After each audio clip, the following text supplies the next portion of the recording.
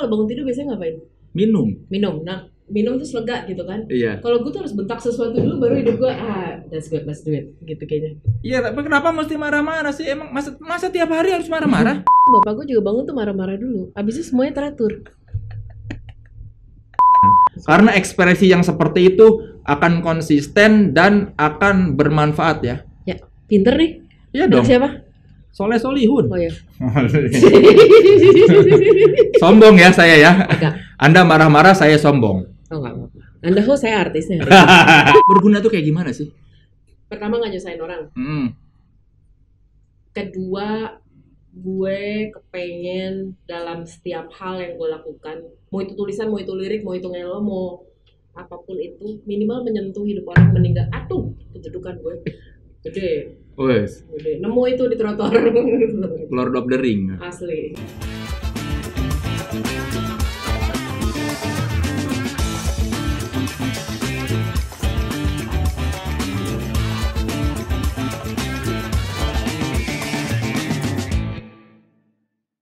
Teman sekelas, di episode kali ini saya mau mengajak teman saya yang dulu dia mengawali karir sebagai model. Dari model terus dia sempat juga menjadi LO nomor 1 di Indonesia. Setelah jadi LO dia juga menjadi musisi rock and roll yang sudah mengeluarkan album sendiri, terus juga bernyanyi dengan banyak musisi-musisi keren lainnya.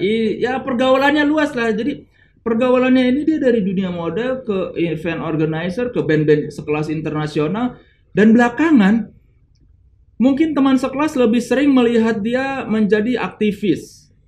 Dan yang dia bela ini aktivis segala macam ya. Segala macam dia bela, dari makhluk hidup manusia sampai ke makhluk hidup binatang. Jadi dia tidak pandang bulu, benar-benar tidak pandang bulu. Mau itu manusia, mau itu binatang, pasti dia bela. Tapi di antara sekian banyak profesi atau jalur hidup yang dia lewati, satu yang pasti dia ini selalu cinta musik. Seperti lagunya Titik Puspa dan anak kecil itu saya lupa, Sik musik, aku cinta musik. Kamu suka musik, seluruh dunia suka musik.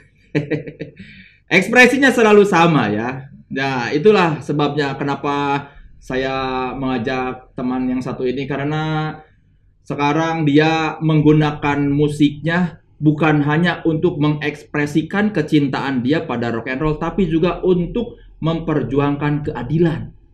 Jadi teman kita yang satu ini ekspresinya baru tapi tetap otentik. Teman sekelas, mari beri sambutan yang meriah untuk teman kita semua, Melanie Subono.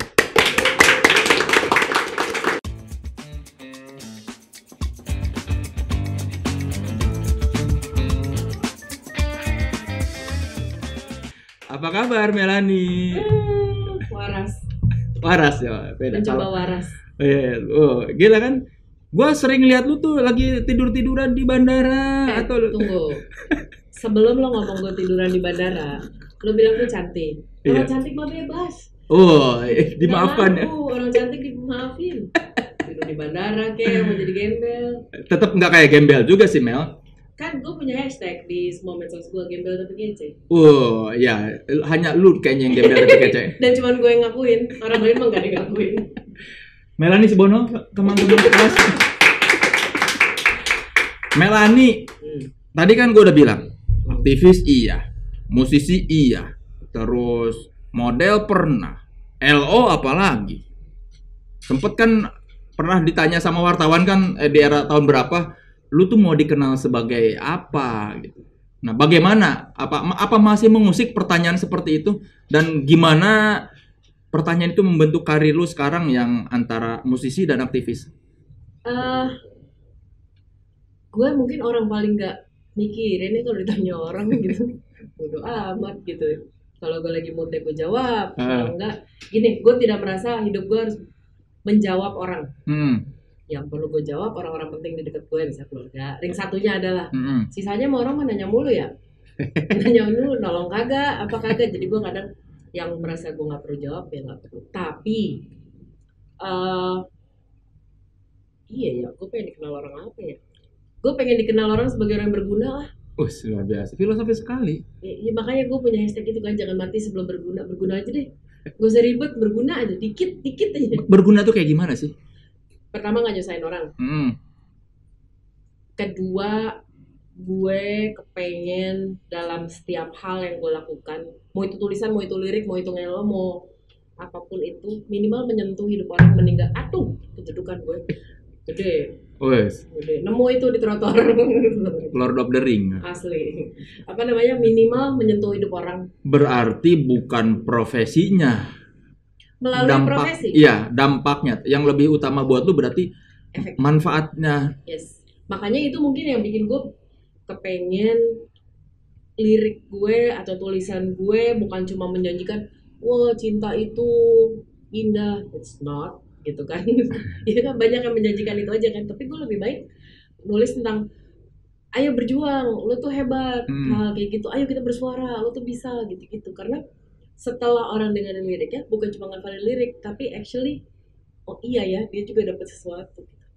Tapi capek nggak sih sebagai aktivis? Enggak, karena gue nggak disuruh orang, karena gue memilih sendiri untuk lakuin itu. Lebih capek lagi kalau ngeliat banyak hal ngaco dan gue ngerasa nggak bisa ngapa-ngapain. Tapi kalau dari sekian banyak ya di antara, kalau nggak gini, di antara musik dan aktivisme, lu lebih nyaman mengekspresikan keresahan lu tuh lewat mana? Gue menyuarakan aktivisme gue lewat seni, lewat musik, lewat tulisan. Karena gue sadar gitu, orang mungkin pendengar musik gue gitu ya, dia lebih ingat gue ngomong apa di lirik ketimbang maknya ngomong apaan gitu tadi pagi di rumah. Iya kan? Orang lebih baik, makanya sekarang banyak sistem edukasi juga pakai musik, pakai lagu, pakai apapun gitu. Jadi emang itu lebih masuk gitu ke kepala ketimbang lo nyeret orang gitu, apalin ya lo tuh harus gini-gini, nggak bakal masuk gitu. Dengan musik, dengan nada, dengan tulisan, ya lo ngikutin aja tren yang ada sih gitu. Itu lebih enak kan. Orang lebih mudah menerima ya. Iya, makanya gue pilih musik rock. Lebih enak kan, coba gue pilih pop gitu, di tengah lagu cukup banting gitar kan ngamuk orang. Coba gue main rock gitu tiba-tiba wah metal lah, banting orang malah lagi gitu kan. Terus gue suka gila. Cuman that's the fun of it. Lebih enak buat ngekspresiin apa-apa. Kenapa rock itu lebih cocok buat ekspresi diri lo?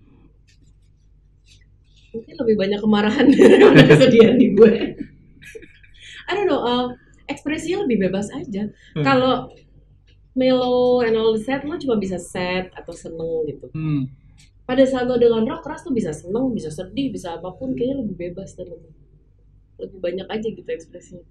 Tapi bukankah secara pribadi hidup lu menyenangkan sehingga lu tidak perlu marah-marah? Gue nggak bisa, gue bangun tidur aja. Kalau orang lo kalau bangun tidur biasanya ngapain? Minum. Nah, minum terus lega gitu kan? Iya. Kalau gue tuh harus bentak sesuatu dulu baru hidup gue that's good, let's do it gitu kayaknya. Iya, tapi kenapa mesti marah-marah sih? Emang masa tiap hari harus marah-marah? Nggak harus marah-marah yang gimana sih, cuma kayak enak aja, lega gitu. Sungguh aneh ya. Jadi bangun tidur. Iya, kayak misalnya gue bangun tidur, terus gue ngopi, gue pengen post apa gitu di medsos gitu, misalnya ngopi gitu kan, taruh kopi, nggak cukup gitu, gue cuma nulis selamat ngopi gitu. Gue tuh kayaknya itu ganjal kalau cuma gitu, gue harus ada yang nambahin gitu, wah kopi hitam, iyalah. Nggak semua orang bisa beli kopi mahal, tahu di Indonesia ini banyak orang susah, itu kayak lebih lega gitu pada saat nambahin kalimat itu. Iya nggak sih? Enggak, lu aja, gue nggak mau. Ya lo kan nanya gue. Iya. Ya udah. Tapi setelah itu plong. Jadi kalau lu mules atau apa lebih plong dari dengan marah-marah. Iya. Ke anjing-anjing lu atau ke kucing lu? Oh nggak mungkin. Kalau mereka baik sama gue nggak mungkin marahin mereka. Jadi lu marah pada dunia? Dunia sama gelas kayak sama apa aja gitu. Suka-suka gue aja yang kelihatan sama gue pagi-pagi duluan. Tapi bahagia kan? Bahagia lah. Bukan. Kalau nggak bahagia gue nggak mungkin. Orang suka nanya, are you happy ngelakuin ini semua gitu? Kalau gue nggak happy gue nggak mungkin lakuin. Gue melakukan semua yang gue lakukan itu karena gue memilih sendiri, bukan ngikutin tren, bukan disuruh orang, and I'm happy doing it. Dan gue sering melihat hasil yang oh iya ya, hasilnya it makes me happy. Meskipun lu melihat segala macam ketidakadilan dan kecurangan yang ada di sini. Yes, tapi gue tidak berusaha melakukan perubahan. Gue adalah perubahan itu sendiri. Wah. Jadi gue melakukan itu kecil-kecil aja. Orang tuh terlalu suka mikir, wah Lo tuh harus besar, melakukan apa harus besar. No, just do the small thing. Misalnya? Apa ya? Lo nggak mau turun ke jalan, it's okay. Hmm. Lo bisa sign petisi. Lo tidak bisa nolong orang, gue nggak punya duit ya, gue nggak punya ini. Just smile at somebody gitu. Hal-hal kecil kayak gitu di kita kadang kelihatan efeknya tuh nggak ada, tapi di hidup orang tuh berubah banget hidup orang. Jadi intinya tidak perlu menjadi aktivis kalau memang tidak mau turun ke jalan dan segala macam untuk melakukan perubahan ya. Cuma melakukan hal-hal kecil seperti itu. Banyak lo, gue pengen nih tapi gue takut turun ke jalan. Oh it's okay, lo bisa bantu share isunya. Lo bisa bantu edukasi ke kita ngomong, wah ini perubahan climate change, semua orang turun ke jalan. Buat apa lo turun ke jalan tapi di rumah juga lo masih pakai plastik, lo nggak berusaha buang sampah yang benar. Itu kan lo menjadi seorang aktivis dengan melakukan sendiri di rumah, atau ngasih tahu anak lo atau ngajarin, itu kan udah aktivis sendiri. Tapi kan tadi gue bilang lu buat yang belum tahu, Melanie ini LO karena bapaknya Adri Subono ini salah Java Musikindo ini promotor paling rapi ya. Gua sebagai sama jadi wartawan, gua bisa bilang Java Musikindo ini promotor paling rapi kalau menggelar konser. Itu bapak gue juga bangun tuh marah-marah dulu. Abis itu semuanya teratur. Tapi kalau sosok Adri Subono itu mengangkat atau justru menghalangi ekspresi lu sebagai seorang musisi dan aktivis? Gini, awalnya gue mungkin lo juga pada saat dulu sempat ngeliat di mana gue gelisah nggak tahu mau ngapain apa dan segala macam, itu karena gue sempat menganggap nama Subono, nama Habibie, nama apapun itu tuh kayak ngalangin. Dalam arti gini, gue oke lah kalau musik hubungannya dekat sama bisnis bokap. Tapi ada momennya bokap sedemikian waktu dia lagi jaya banget, gue mau bikin sekolah balet pun misalnya berhasil, orang akan tetap bilang iyalah anaknya ini. Yang sampai nggak ada hubungan pun, segala effort gue akan dibilang berhasil karena bokap. Which is gue kesel kan, bukan kesel karena nggak bangga, nggak, cuman come on, gue juga punya talenta kali, gue juga punya effort. Waktu itu gue sempat benar-benar marah dan gelisah dan gue menganggap ini sesuatu yang menyusahkan. Sampai akhirnya gue membalik itu, you know what? Nggak semua orang punya nama besar ini. Kenapa nggak gue pakai aja? Gue gunakan, gue jalan dengan bangga dengan semua nama besar yang gue punya. Gue pakai, tapi gue tidak salah gunakan. Contoh, misalnya gue mau ngasih demo ke label. Orang lain mungkin cuma nyangkut di satpam, nggak masuk-masuk, nggak apa segala macam kan, sampai tahunan ditelepon nyangkutnya ke satpam juga gitu. Gue mungkin bisa kenal orang atau mungkin orang medianya atau apapun, gue bisa kenal langsung, gue bisa kasih langsung, tapi tetap gue kasih demo. Tetap gue mengikuti jalur demo segala macam, tapi mungkin gue bisa langsung. Ya, dan lu tidak memaksakan untuk menerima atau enggak, ya. Tapi mungkin oke, kebetulan dengan nama ini ya udah gue mempunyai beberapa kemudahan-kemudahan yang akhirnya bisa gue pakai, dan bokap atau keluarga pun nggak apa-apa Mel, pakai, tapi jangan salah gunakan. Gitu. Pertanggungjawaban itunya ada. Jadi itu beban atau itu blessing waktu itu sih tergantung gue waktu itu nge-switchnya aja jadi gimana. Di awal gue nganggap itu beban, akhirnya gue gak kemana-mana. Akhirnya lu meng-embrace-nya itu ya, menerimanya ya. Yes. Tapi memang kalau dipikir semuanya lebih mudah, oh lebih berat. Karena lo lebih disorot kasarnya. Pada saat musisi lain misalnya bikin hal salah, dia cuman oh ya musisi. Kalau misalnya gue membuat kesalahan yang sedikit lebih kecil dari itu, orang akan ngomongin, padahal kan anaknya ini gila, cucunya mantan presiden, itu lebih berat. Gue jaga dirinya tuh sebenarnya lebih berat. Iya. Gitu. Jadi nggak cuman enaknya doang kayak dilihat orang. Enggak. Dan lu kan pecinta binatang banget ya, sampai bikin buku nih, Mama Sampai Jumpa di Balik Pelangi. Iya. Kan di Indonesia mah hak asasi manusia aja belum sepenuhnya diperhatikan, lu sudah membela hak asasi hewan. Ya betul. Kenapa kita, maksudnya apa yang membuat lu tertarik untuk membela hak asasi hewan itu? Mereka juga makhluk hidup pertama.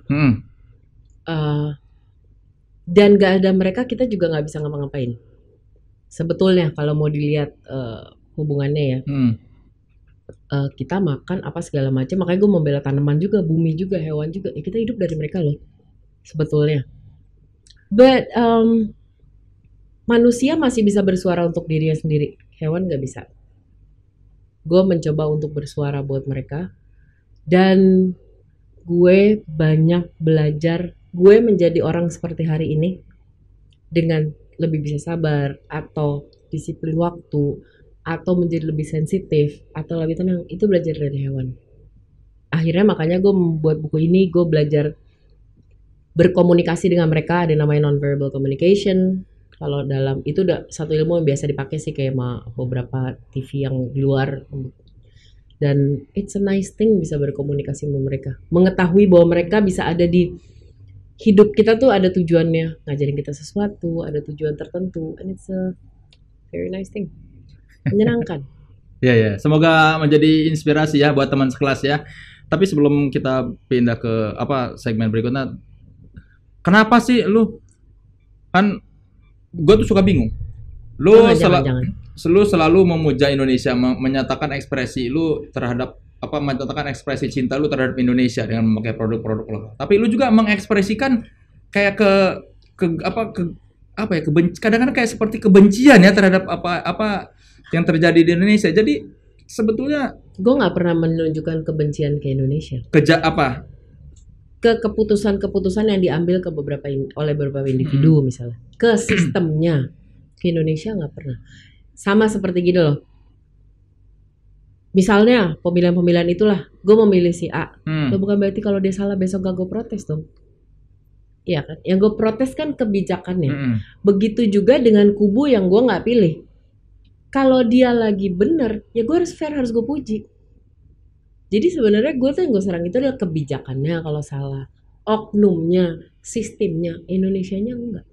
Makanya lo ya, jadi sebetulnya Indonesianya lo cintai, orang-orang yang merusaknya itu ya. Oke teman sekelas, kita bakal ngobrol lagi dengan Melanie Subono tapi setelah yang berikut ini. Jangan kemana-mana, tetap di podcast Naik Kelas. Teman sekelas, kembali lagi di podcast Naik Kelas, masih bersama Soleh Solehun dan Melanie Subono, si tukang marah pagi-pagi. Melanie Subono ini aneh sekali ya, dia mengaku nasionalis tapi baru tadi ketika sebelum syuting dia baru sadar bahwa kata waslap masih umum digunakan oleh rakyat. Waslap itu dari bahasa Belanda. Iya, tapi kan masih umum digunakan di ITC. ITC singkatan apa? International Trade Center. Nah, itu bule juga kan? Iya, ya biar bergengsi aja. Oh, iya, dikasih nama bule. Oke. Tuh kan dia tuh gitu. Ini katanya Melanie lu karena terlalu sering bertemu dengan pejabat-pejabat atau ini, jadi lu iya aja gitu. Oke. Kambing tuh kakinya ada 9 mil. Oh iya.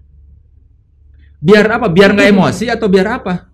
Ya senang ya aja udah.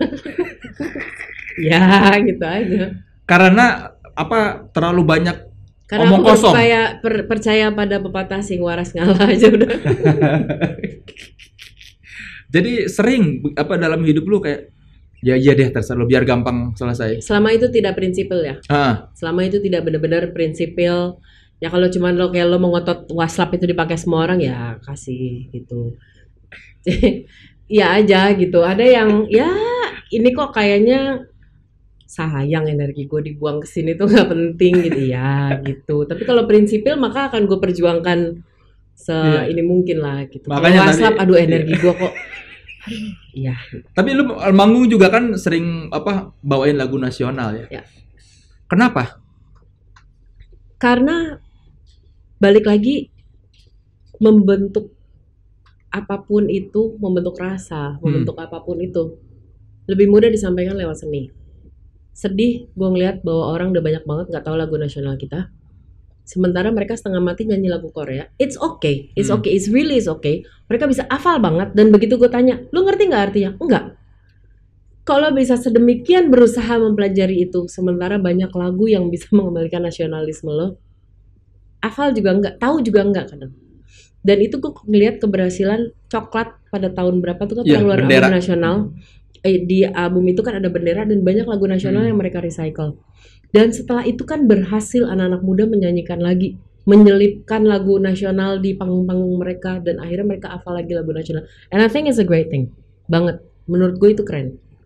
Jadi kepedulian lebih kepada kepedulian untuk orang-orang anak muda mengenal lagi lagu nasional. Dan pada saat lirik itu ada terus di kepala mereka, pasti deh nasionalisme mereka akan tumbuh lagi kok. Di antara sekian banyak lagu nasional yang paling lu suka yang mana? Suka semua. Tapi gue baru menyadari bahwa lagu nasional itu tidak selamanya memberkahi orang yang menciptakan. Gue baru mengeluarkan satu lagu judulnya Indonesia Jaya. Satu Indonesia tahu lagu itu. Tapi lo browse dimanapun, YouTube, dimanapun, maka yang keluar adalah nama yang mempopulerkan lagu itu, Harvey Maleholo. Harvey membawakan itu dengan keren banget. Lalu gue berpikir, siapa penciptanya? Apakah dengan nama dia nggak disebut di mana-mana, apakah dia mendapatkan haknya?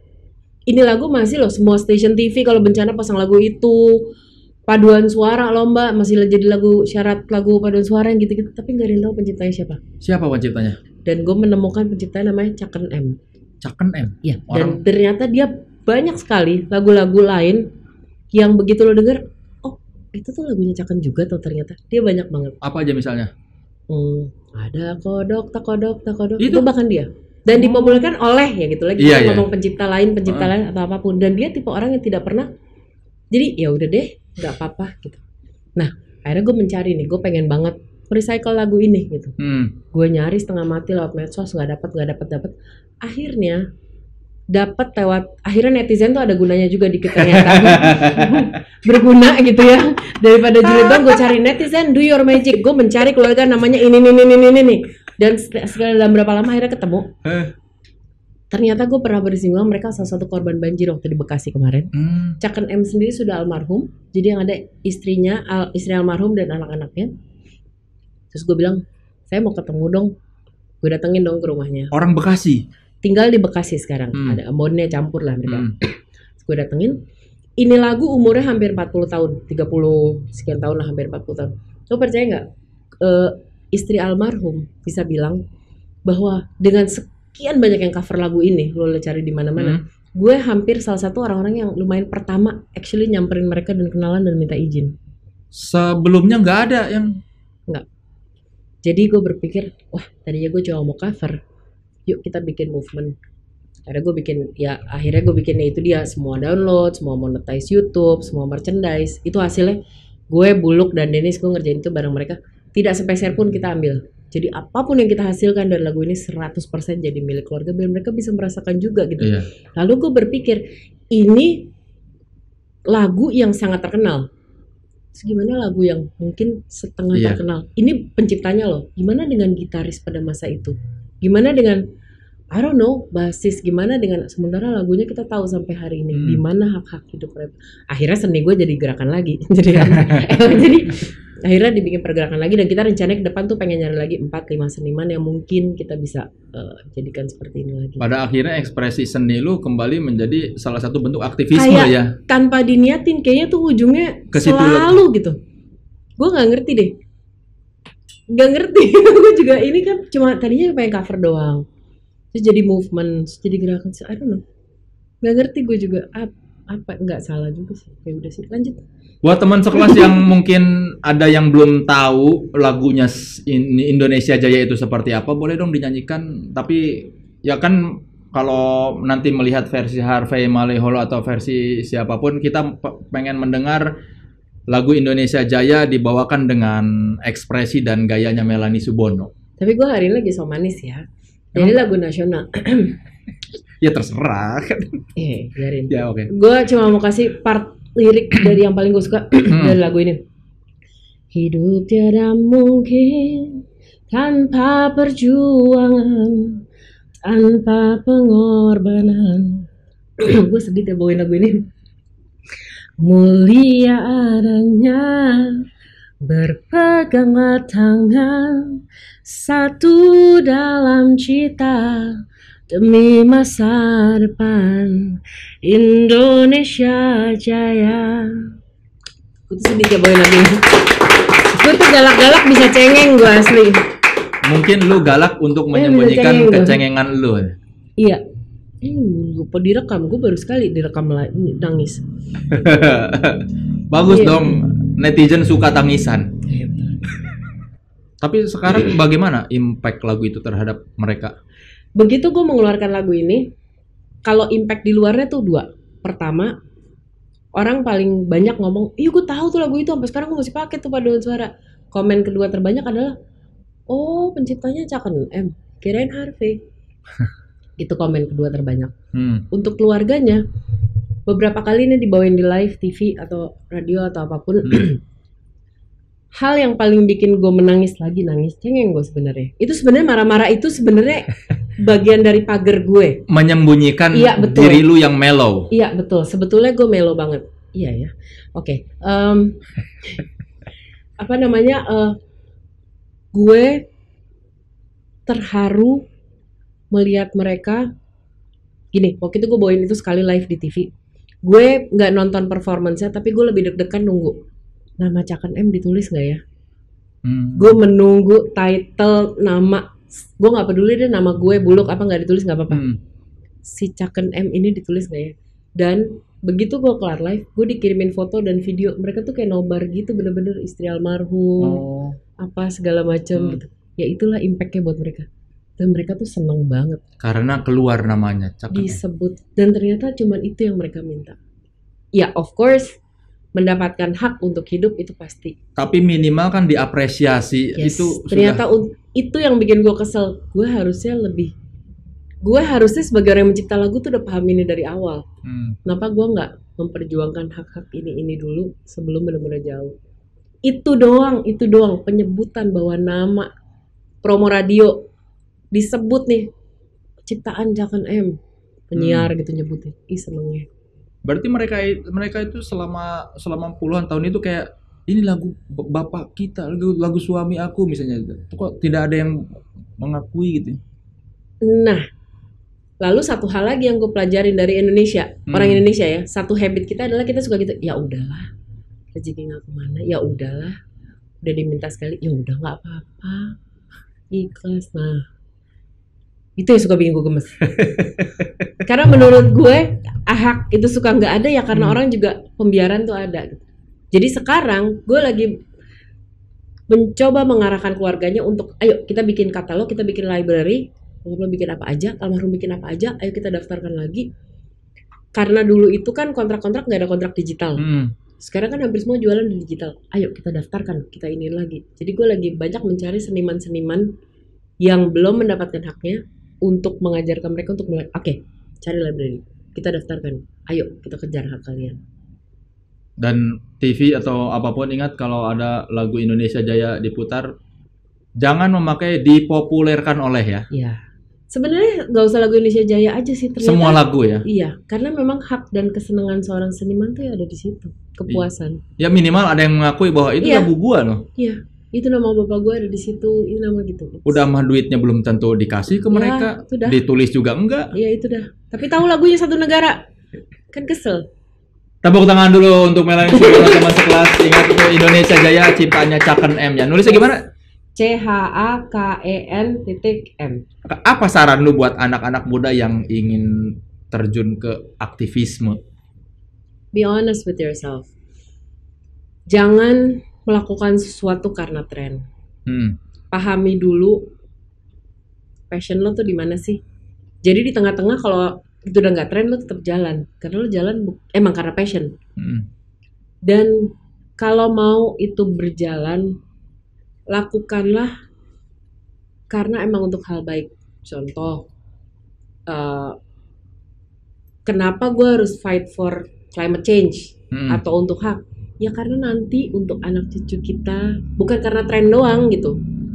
Gue berusaha bekerja sama gajah deh, udah hampir 10 tahun. Gak ada yang mau dengerin. Begitu Leonardo DiCaprio foto sekali sama gajah di Sumatera, langsung semua tuh seolah-olah ayo kita fight for gajah. Akhirnya begitu udah enggak, trennya hilang kan? Iya. Karena lo nggak fight, emang lo paham apa yang mesti di-fightin. Dan terakhir mungkin aktivisme atau perjuangan itu nggak usah gede-gede. Mulai dari rumah sendiri aja dulu. Lo mau ngomong polusi, lo mau ngomong climate change, menanam aja dulu di rumah. Sayangi bumi, plastik aja dulu di rumah. Gue bicara hak sebagai perempuan, ya di rumah lo yang gebuk-gebukan lo nggak berani tegur. Iya kan, so mulai aja karena kalau semua orang udah mulai dari lingkungan sendiri beres kok, lo bahkan udah nggak butuh aktivis gitu buat fight for anything. Teman sekelas, jadi intinya ekspresi yang jujur itu akan lebih konsisten ya dibandingkan ekspresi yang karena tren-trenan, ikut-ikutan. Iya. Pengen gue citak tuh Leonardo DiCaprio. Lah nih bocah nyampe di mari. Terus semua fight for gajah ke Sumatera. Terus Leonardo pergi kelar dah. Aduh, gue bilang nih. Ya makanya Melanie dari dulu begitu ya, bukan karena trennya. Melanie vegan dari dulu, bukan karena sekarang lagi tren plant based. Plant based, gue nggak mau vegan, tapi gue ini plant based sama. Nabati bahasa Indonesianya sama, Neng. Oke teman sekelas, kita akan segera kembali lagi setelah yang berikut ini, masih ngobrol dengan teman sekelas kita yang luar biasa, Melanie Subono. Jangan kemana-mana, tetap di podcast Naik Kelas. Ya, Melanie Subono punya movement ya, gerakan ya, Rumah Harapan. Ya. Ini kan buat yang belum tahu teman kelas, semacam gerakan kalau di luar negeri ada Make-A-Wish Foundation, mewujudkan harapan orang-orang yang sakit kronis. Ya. Dari tahun berapa? Ini tahun ke-14, berarti berapa tuh? Gue Habibinya nggak nyampe, kurang-kurangannya jelek banget gue. Pinternya 7 turunan, saya turunan ke-8. Berapa tahun tuh? Ya pokoknya ini masuk tahun ke-14. Tahun ke-14. Di antara dari 14 tahun itu yang paling membuat lu terenyuh kejadian apa di gerakan Rumah Harapan itu? Hampir semua sih, karena kita bekerja dengan segala aspek, bukan cuma pendidikan, orang sakit, bencana atau apapun itu, Aceh sampai Papua selama itu orang Indonesia. Tapi mungkin satu yang paling ini ya, waktu itu ada satu buruh migran kita terhukum mati di negara lain, dan di sana itu sistemnya lo bisa bebas dari hukuman mati kalau membayar uang diat. Uang diat. Waktu itu uang diatnya udah ditentukan dan ya nggak dibayar sama pemerintah kita intinya. Lalu dia udah mau nyampe ke hari eksekusi. Kalau di sana kan eksekusi kapan aja gitu loh, Jumat gitu bisa eksekusi. Akhirnya kita bikin gerakan. Waktu itu gue ngamen di jalan, ngumpulin dari pengamen-pengamen, dan lebih mudah untuk ke bawah karena mereka biasanya lebih merasakan apa yang kita perjuangin kan. Jadi tukang koran lah ngasih, ada aja lah, itu movementnya dalam 3 minggu itu masif banget gitu. Dan dalam 3 minggu itu kita mengumpulkan lebih dari 1 M. Dari duit recehan ribuan-ribuan dan apa dan segala macam. Dari receh-receh itu 1 M? Itu duitnya recehan, bener-bener. Jadi kita nggak nerima, Rumah Harapan sampai hari ini tidak menerima donasi itu yang ratusan juta apa yang enggak. Rumah Harapan, gue membiasakan orang donasi 20.000, 30.000, karena gue mau mengajarkan berbuat sesuatu nggak usah nunggu gede. Di mindset orang kita kan suka gitu, ntar dulu lah, masa gue baru ngasih 10.000 doang. Banyak kan gitu, ntar gue nunggu kaya. Kalau kaya lo nggak kaya, suka nungguin lo capek. Dan itu akhirnya terbayarkan, ya tidak uang dia tuh belasan M. Tapi kita kasih hampir 2 M itu ke pemerintah. Lalu mereka terpancing, terbayarkanlah, akhirnya negosiasi dengan negara itu. Orang itu disidang ulang, dia lepas dari hukuman mati, sudah pulang ke Indonesia, udah ada di Jawa dan habis mengawinkan anaknya, dia hidup. Dari uang kecil. Dan pelajarannya teman sekelas adalah bahwa kalau teman sekelas ingin menjadi donatur atau orang yang bersedekah, tidak perlu mikir uang banyak ya. Enggak. Karena kalau nggak punya duit pun lo masih bisa punya tenaga. Lo nggak punya tenaga, lo punya waktu. Intinya nggak ada yang nggak bisa, ada yang lo nggak mau doang. Pasti ada yang bisa lo kasih, apapun itu wujudnya. Teman sekelas bisa berguna dalam bentuk apapun walau tanpa uang ya. Yes, betul. Kalau kata Bimbo, berbuat baik janganlah ditunda-tunda. Ini contoh beda angkatan. Jadi tadi kita berbicara soal waslap dan handuk, kita berbicara sendawa dengan betahak gitu kan. Jadi gue bicara yang sekarang, dia berbicara. Lu kayak sok muda aja lo. Tapi Anda sudah menjadi model, saya masih bocah ingusan. Boleh tepuk tangan sekali lagi buat Melanie Subono. Jadi mari kita flashback, Melanie mengawali karir sebagai model. Dia bisa saja meneruskan karirnya sebagai model dan tidak peduli dengan keadaan sekitar atau lingkungan atau kondisi sosial, ekonomi, politik dan sebagainya ya. Tapi Melanie memilih untuk peduli. Melanie yang boleh dibilang sebetulnya dia bukan dari keluarga yang ditindas, ya kan? Karena secara garis keturunan sebetulnya Melanie ini orang yang beruntung. Tapi Melanie memilih untuk empati terhadap rakyat kecil. Dan Melanie Subono mengajarkan pada kita bahwa untuk menjadi orang yang berguna buat orang lain itu tidak perlu menjadi jutawan. Tidak perlu kita punya uang banyak, tidak perlu kita tajir melintir, kaya raya untuk bisa membantu orang lain. Melanie Subono tadi sudah menceritakan bahwa dia dengan Rumah Harapannya bisa membantu buruh migran yang nyaris dieksekusi ya. Dari receh-receh, 20.000, 10.000 dari pengamen, orang-orang jalanan ya. Bukan dari jutawan awalnya, tapi juta juga dari duit kecil kali munculnya. Nah itu. Jadi pelajarannya adalah ingat, sekecil apapun perbuatan baik kita itu akan bermanfaat buat orang lain. Yes. Jangan pernah menganggap ini mah nggak kerasa. Mungkin buat kalian tidak terasa, buat kita mungkin tidak terasa, tapi buat orang lain itu akan sangat bermanfaat. Dan sekali lagi, kalau mau mengekspresikan sesuatu lebih indah kalau jujur dari hati. Betul. Bukan karena ikut-ikutan. Betul. Karena ekspresi yang seperti itu akan konsisten dan akan bermanfaat ya. Ya, pinter nih. Iya dong. Siapa? Soleh Solihun. Oh ya. Sombong ya saya ya. Agak. Anda marah-marah, saya sombong. Oh enggak apa-apa. Anda saya artisnya. Jadi kalau kita ya boleh dibilang Melanie Subono sudah naik kelas. Yeay, gue naik kelas. Iya. Akhirnya ada kelas yang gue naik. Sekali lagi terima kasih Melanie Subono sudah hadir di podcast Naik Kelas, dan terima kasih juga teman-teman sekelas sudah menyaksikan episode kali ini di Teman Sekelas. Dan setelah saya tutup nanti kita akan menyaksikan penampilan Melanie Subono dengan lagunya Jangan Mati Sebelum Berguna. Terima kasih sudah menyaksikan podcast Naik Kelas. Semoga bermanfaat. Saksikan terus podcast Naik Kelas, podcastnya mereka yang terus berekspresi namun otentik. Saya Soleh Solihun. Mari kita sambut Melanie Subono dengan Jangan Mati Sebelum Berguna.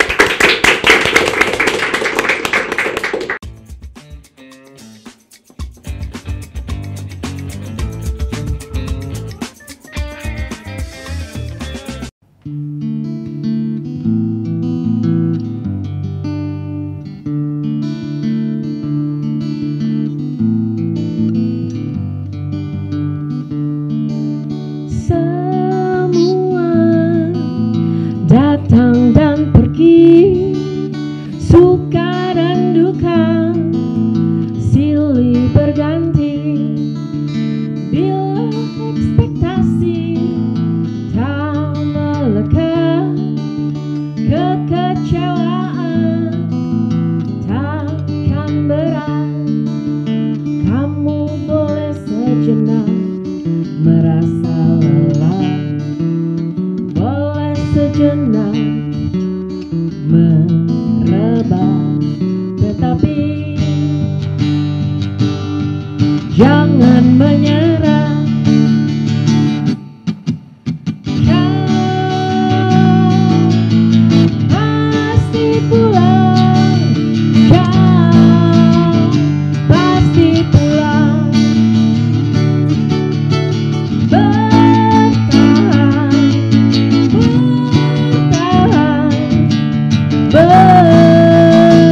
bertahanlah.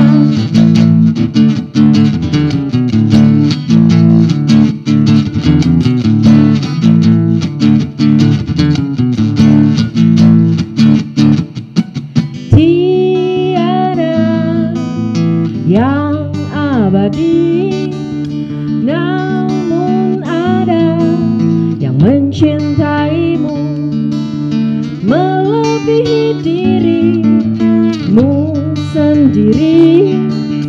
Dia sangat dekat denganmu, melebihi urat nadimu sendiri. Semua tiada yang kekal, hanya Dia yang abadi. Kau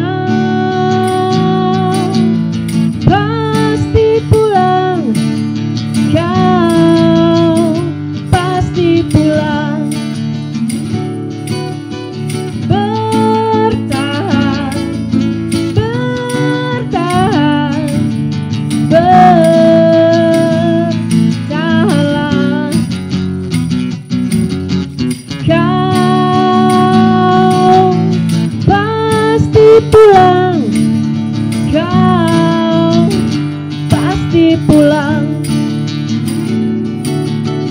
Bertahan, bertahan, bertahanlah.